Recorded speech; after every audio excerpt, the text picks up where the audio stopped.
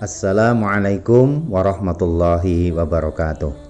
Alhamdulillahirabbil alamin wa bihi nasta'inu ala umuri dunya waddin. Assalatu wassalamu ala asyrafil anbiya'i wal mursalin wa ala alihi wa ashabihi wa man tabi'ahum bi ihsanin ila yaumiddin. Amma ba'du. Para pecinta ziarah wali, bersama saya Renda Sabita Noris untuk menelusuri situs-situs sejarah para wali, makam-makam keramat yang berada di Nusantara agar menjadi tambahan wawasan bagi kita semua, dan tentunya untuk menghormati beliau-beliaunya sekaligus sebagai rasa cinta kepada para pejuang yang telah memperjuangkan agama Islam dan berdirinya negara Republik Indonesia. Kemudian sebagai wujud kita untuk menghormati sekaligus menghargai agar budaya ataupun situs-situs tersebut tidak hilang dari negara kesatuan Republik Indonesia ini, dan sebagai rasa cinta kita kepada para leluhur-leluhur kita. Kali ini kita berziarah di makam Sunan Kudus yang terletak di bagian belakang komplek Masjid Agung Kudus di dalam kota Kudus. Seperti makam Wali Songo yang lain, makam Sunan Kudus berada di dalam cungkup diselubungi oleh kelambu tipis warna putih yang terbuka pada bagian pintu berukir.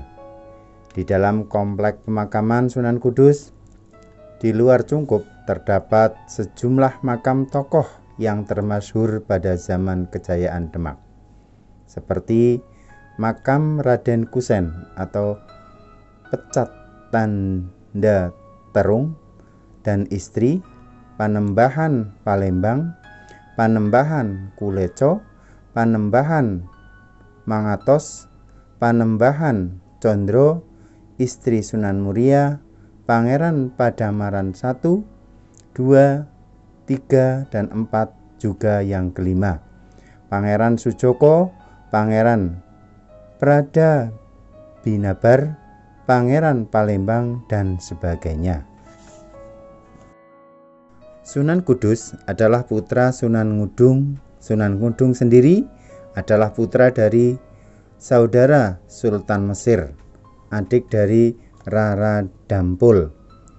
Sunan Ngudung dan saudarinya Rara Dampul pergi ke negeri Puserbumi di Cirebon dan bertemu dengan Syarif Hidayat, yaitu sepupu mereka yang menjadi Sunan di Gunung Jati.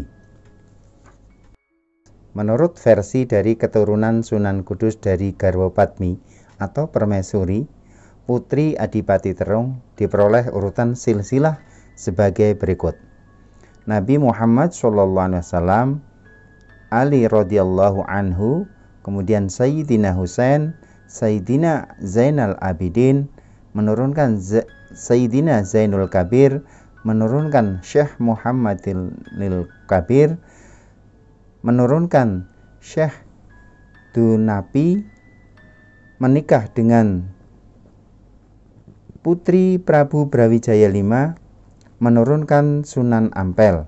Kemudian yang ke-8, Nyai Ageng Manyura menikah dengan Syekh Kaji Osman, menurunkan Kanjeng Sunan Kudung.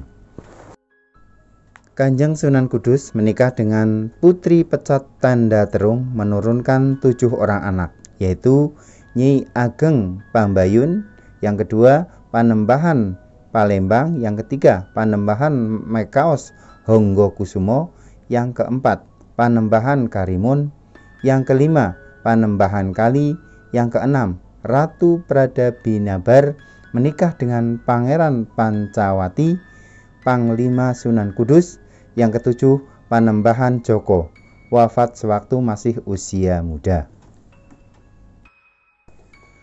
Sebagai salah seorang tokoh Wali Songo, Raden Ja'far Shadiq atau Sunan Kudus selalu dikaitkan dengan 3 peristiwa besar.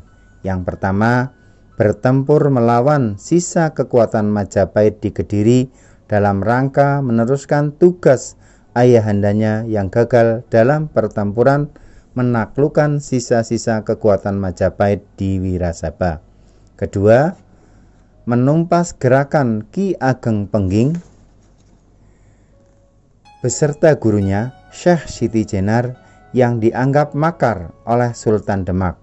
Ketiga, keterlibatan Sunan Kudus dalam mengatur suksesi tahta Demak pasca wafatnya Sultan Trenggono, di mana Sunan Kudus dikisahkan memihak seorang muridnya yang setia, Arya Penangsang, Adipati Jipang Panolan.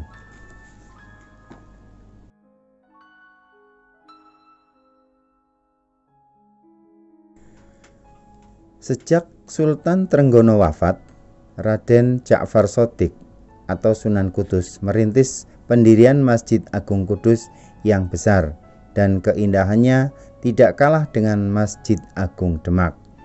Sebuah inskripsi berbahasa Arab yang terdapat di atas mihrab Masjid Agung Kudus menyebutkan bahwa masjid kuno itu didirikan oleh Raden Ja'far Shadiq yang menjadi hakim negara pada tahun 956 Hijriah, yang jika dikonversi ke tahun Masehi sama dengan tahun 1549 Masehi.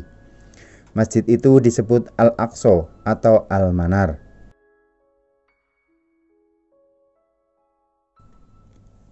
Gelar Sunan Kudus sendiri tampaknya disandang Raden Ja'far Shadiq setelah ia tinggal menetap di Kudus. Kiranya setelah tinggal di Kudus dan mendirikan Masjid Agung Kudus, gerakan dakwah yang dilakukan Ja'far Shadiq semakin intensif di tengah masyarakat karena tidak lagi disibukkan dengan urusan pemerintahan. Bahkan munculnya berbagai cerita legenda yang dihubungkan dengan kekeramatan Sunan Kudus berlangsung waktu putra Sunan Ngudung itu tinggal di Kudus pada usia lanjut sampai akhir hayatnya.